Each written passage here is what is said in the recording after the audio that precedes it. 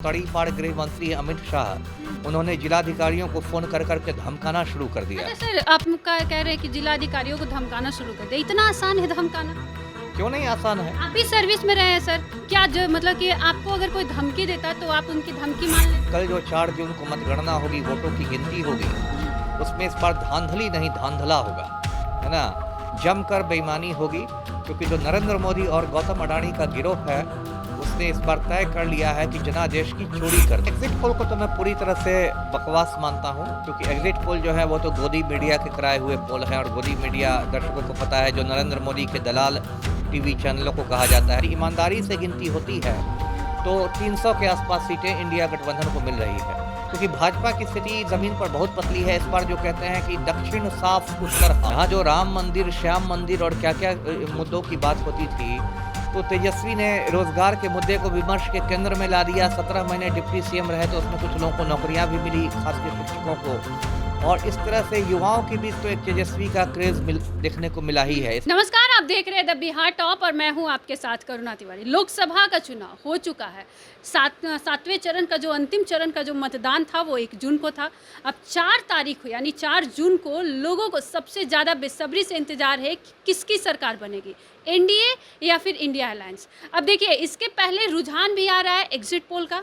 तो बात करते हैं बिहार के 40 लोकसभा सीट के ऊपर, जो कि एक तरफ जो तेजस्वी यादव है यानी नेता प्रतिपक्ष, उनका कहना है कि 40 में इस बार 20 से 25 सीटें वो लेकर आएंगे। इन सब तमाम बातों पे बातचीत करेंगे। हमारे साथ मौजूद है पूर्व आईपीएस अमिताभ दास। सर, सबसे पहले आपका स्वागत है हमारे चैनल में। थैंक यू सर, सबसे पहले कि एग्जिट पोल का जो रुझान आ रहा है हर वक्त कि यहाँ पे एनडीए की सरकार बनती हुई नजर आ रही है, आपको क्या लग रहा है सर? देखिए, एग्जिट पोल को तो मैं पूरी तरह से बकवास मानता हूं, क्योंकि एग्जिट पोल जो है वो तो गोदी मीडिया के कराए हुए पोल है, और गोदी मीडिया दर्शकों को पता है जो नरेंद्र मोदी के दलाल टीवी चैनलों को कहा जाता है। जैसे एनडीटीवी है जिसके मालिक गौतम अडानी है। एनडीटीवी को गौतम अडानी ने खरीद लिया है, रवीश कुमार को एनडीटीवी छोड़ना पड़ा, दर्शकों को पता ही होगा। तो गोदी मीडिया में जो मोदी के दलाल टीवी चैनल्स हैं उनको तो पीएमओ से, प्रधानमंत्री कार्यालय से आदेश आता है, वैसा ही वो दिखाते हैं, वो कठपुतली हैं। तो इसलिए एग्जिट पोल को तो मैं बिल्कुल बकवास मानता हूँ। और मैं दर्शकों को बताता हूँ कि कल जो 4 जून को मतगणना होगी, वोटों की गिनती होगी, उसमें इस बार धांधली नहीं धांधला होगा, है ना। जमकर बेईमानी होगी, क्योंकि जो नरेंद्र मोदी और गौतम अडानी का गिरोह है उसने इस बार तय कर लिया है कि जनादेश की चोरी करनी है। ये लोग इस बार ईमानदारी से नहीं जीतने वाले हैं। यदि जीतते हैं तो बेईमानी से जीतेंगे, पिछले दरवाजे से जीतेंगे। और अब तो ये भी खबर आ रही है कि जो तड़ीपार गृह मंत्री अमित शाह, उन्होंने जिलाधिकारियों को फोन कर करके धमकाना शुरू कर दिया। अच्छा सर, आप कह रहे हैं कि जिलाधिकारियों को धमकाना शुरू कर दिया। इतना आसान है धमकाना? क्यों नहीं आसान है। आप भी सर्विस में रहे हैं सर, क्या जो मतलब कि आपको अगर कोई धमकी देता है तो आप उनकी धमकी मान लेते हैं? देखिए, मैं तो कुछ अलग मिट्टी का बना हुआ हूँ। मैं तो अभी भी चैनलों पर गृह मंत्री को भी तड़ीपार कहता हूँ, पलटू राम की आलोचना करता हूँ, मोदी के गिरोह की बात करता हूँ, लेकिन हर के पास इतना कलेजा नहीं रहता है। ज़्यादातर चुनाव के वक्त इतना आसान है, ये बताइए? किसी को धमका देना, फिर कोई धमकी की वजह से कोई अपना निर्णय बदल नहीं, देना। ऐसा होता है, धमका ही जाता है। और अमित शाह तो मतलब तड़ीपार वाला उनका ये रहा है, हाँ। बहुत सारे लोग को फंसाना। संजीव भट्ट जो एक बहुत ईमानदार आईपीएस अधिकारी थे गुजरात में, उन्होंने मोदी की पोल खोल ली, तो बाद में उनको झूठे मामलों में फंसाकर नौकरी से बर्खास्त किया गया, फिर झूठे मामलों में फंसाकर जेल भेज दिया गया। तो इस तरह से तो ये धमकाते ही हैं तड़ीपार गृह मंत्री की संजीव भट्ट की हालत करवा देंगे। और ज़्यादातर आईएएस और आईपीएस इतने मतलब बुज़दिल हो गए हैं, रीढ़ विहीन हो गए हैं कि धमकी से डर भी जाते हैं। तो ये स्थिति है। इसलिए मैं कहता हूँ कि लोगों को, कल नागरिकों को चौकस रहना पड़ेगा और देखना पड़ेगा कि काउंटिंग में अंत तक काउंटिंग एजेंट्स को रहना पड़ेगा, और देखना पड़ेगा कि ये लोग ईवीएम में कुछ गड़बड़ी नहीं करते हैं। जी अच्छा, मतलब ईवीएम का इस बार भी रहेगा कि ईवीएम हैक कर लिया गया? जी जी। अब देखिए, चुनाव इतना आसान है सर ईवीएम हैक होना? बिल्कुल, यहाँ ये देखिए कुछ भी संभव है। अब तो देखिए, आप लोग जानते होंगे कि इन लोगों ने, यही बीजेपी की सरकार ने इजराइल से एक स्पाई वेयर खरीदा था। इसका नाम था पेगासस, है ना। पेगासस स्पाई वेयर था, मतलब स्पाई का सॉफ्टवेयर था। और इसको इन लोगों ने, नरेंद्र मोदी और अमित शाह ने मिलकर सुप्रीम कोर्ट के जस्टिस के फोन में डलवा दिया पेगासस स्पाई वेयर। अच्छा। मतलब न्यायमूर्ति अपनी घरवाली से बात करेंगे तो वो मोदी जी और अमित शाह सुनेंगे।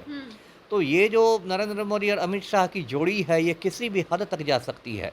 ये सुप्रीम कोर्ट के जस्टिस के फ़ोन में पेगासस स्पाईवेयर दिलवा सकती है, ये ईवीएम को हैक कर सकती है, ये किसी हद तक जा सकती है। ये लोग माफिया की तरह ऑपरेट करते हैं। जी। अच्छा, मतलब कि कुछ भी ये लोग कर सकते हैं ना, इनके हाथ में सब कुछ है। हाँ, हाँ, और इनमें कोई नैतिक बंधन नहीं है। ये मैंने कहा ना, बिल्कुल माफिया की तरह ये लोग ऑपरेट करते अच्छा, हैं। जी। एग्जिट पोल में ये बताया जा रहा है कि एक तरफ नेता प्रतिपक्ष कह रहे हैं कि 295, राहुल गांधी भी कह रहे हैं कि 295, इस पे क्या कहिएगा? देखिए, कांग्रेस अध्यक्ष जो खड़गे जी हैं, उन्होंने कहा कि 295 हम लोग जीत रहे हैं मिनिमम। हम्म, और राहुल गांधी ने भी, सिद्धू मूसेवाला का एक गाना है 295, पंजाबी सिंगर थे, तो राहुल गांधी ने भी उसको कोट करके कहा 295। और मेरी जो अपनी समझ है कि यदि ईमानदारी से गिनती होती है हम्म, तो 300 के आसपास सीटें इंडिया गठबंधन को मिल रही है, क्योंकि भाजपा की स्थिति ज़मीन पर बहुत पतली है। इस बार जो कहते हैं कि दक्षिण साफ उत्तर हाफ, हम्म, भाजपा के बारे में इस बार चुनावी विश्लेषक जो ईमानदार हैं वो कह रहे हैं कि दक्षिण साफ उत्तर हाफ, मतलब साउथ इंडिया में भाजपा इस बार साफ हो गई है, सुपड़ा साफ है,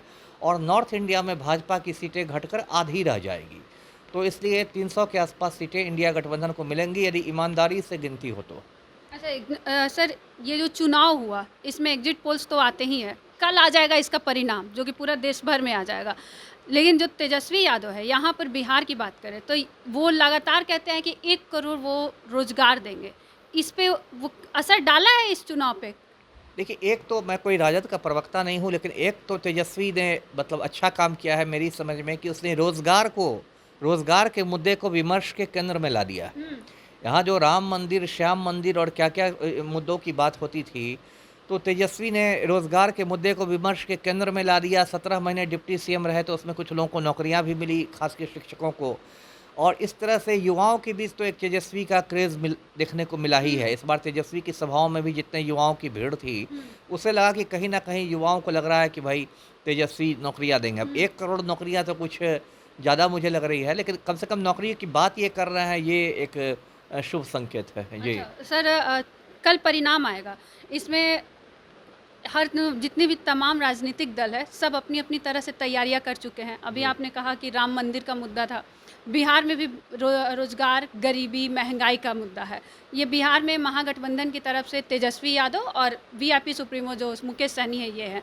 लग रहा है कि यहाँ पे वो लोग ज़्यादा सीटें ला पाएंगे, क्योंकि उनका जो दावा है कि 20 से 25 सीटें वो लेकर आएंगे 40 में। देखिए, मेरा अपना जो आकलन है, बिहार में जो 40 सीटें हैं, मेरा अपना आकलन है कि ईमानदारी से गिनती हो तो 40 में लगभग 30 सीटें मिलेंगी इंडिया गठबंधन को, हम्म, है ना? और 10 सीटों में एनडीए और निर्दलीय लोग सिमट जाएंगे। इस बार देखिए, बिहार में भाजपा की बहुत पतली हालत रही है। मोदी को 9-9 बार बिहार का दौरा करना पड़ा। मैं तो मजाक में कहता था कि गोलघर को ही प्रधानमंत्री आवास घोषित कर देना चाहिए, है ना?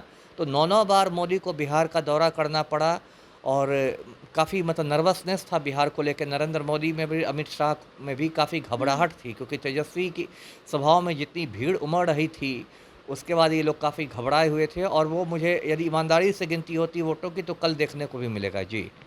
तो देखिए, ये थे हमारे साथ पूर्व आईपीएस अमिताभ दास। इन्होंने भी अपना जो इनका आकलन है इन्होंने बता दिया। अब देखिए कल परिणाम आएगा लोकसभा चुनाव का, क्योंकि इस बार वोटिंग भी कहीं ना कहीं बहुत ही कम पड़ी है। एक मुद्दा भी अलग अलग तरीके का था, जितने भी तमाम राजनीतिक दल है उनके पास। तो और भी ऐसी ही तमाम अपडेट्स के हमारे साथ बने रहे और देखते रहे द बिहार टॉक।